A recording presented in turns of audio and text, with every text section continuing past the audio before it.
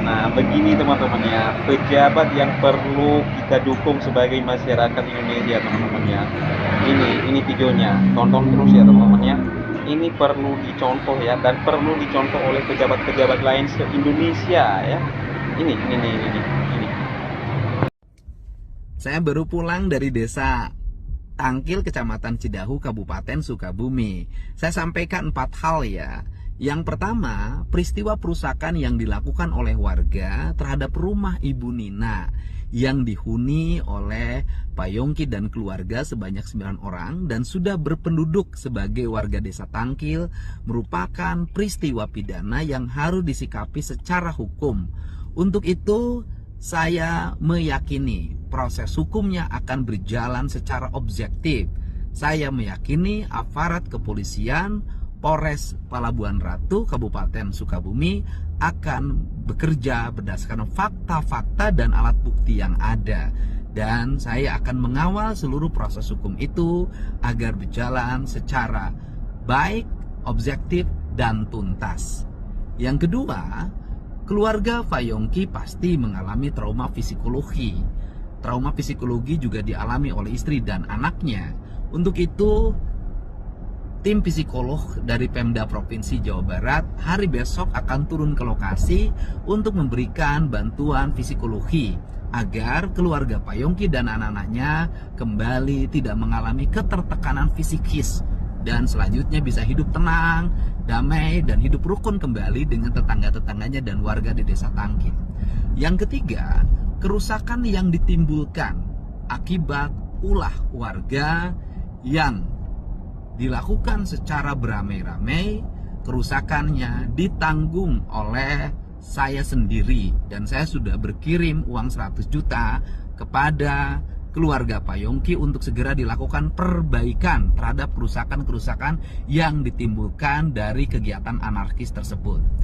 Yang keempat, saya pastikan bahwa masyarakat di sekitar akan kembali hidup rukun dan damai, saling menghormati, saling menghargai setiap perbedaan yang menjadi keyakinannya masing-masing.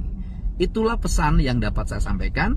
Mari kita junjung tinggi toleransi, kebersamaan demi Jawa Barat istimewa dan Indonesia maju.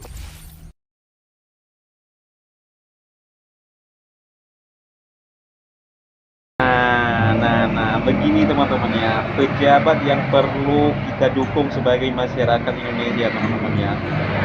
Ini videonya, tonton terus ya teman-teman ya. Ini perlu dicontoh ya, dan perlu dicontoh oleh pejabat-pejabat lain se-Indonesia ya. Ini. Saya baru pulang dari desa Tangkil, Kecamatan Cidahu, Kabupaten Sukabumi. Saya sampaikan 4 hal ya. Yang pertama, peristiwa perusakan yang dilakukan oleh warga terhadap rumah Ibu Nina yang dihuni oleh Pak Yongki dan keluarga sebanyak 9 orang dan sudah berpenduduk sebagai warga desa Tangkil merupakan peristiwa pidana yang harus disikapi secara hukum. Untuk itu, saya meyakini proses hukumnya akan berjalan secara objektif. Saya meyakini aparat kepolisian Polres Palabuhan Ratu Kabupaten Sukabumi akan bekerja berdasarkan fakta-fakta dan alat bukti yang ada. Dan saya akan mengawal seluruh proses hukum itu agar berjalan secara baik, objektif, dan tuntas. Yang kedua, keluarga Pak Yongki pasti mengalami trauma psikologi. Trauma psikologi juga dialami oleh istri dan anaknya. Untuk itu, tim psikolog dari Pemda Provinsi Jawa Barat hari besok akan turun ke lokasi untuk memberikan bantuan psikologi agar keluarga Pak Yongki dan anak-anaknya kembali tidak mengalami ketertekanan psikis dan selanjutnya bisa hidup tenang, damai, dan hidup rukun kembali dengan tetangga-tetangganya dan warga di desa Tangkil.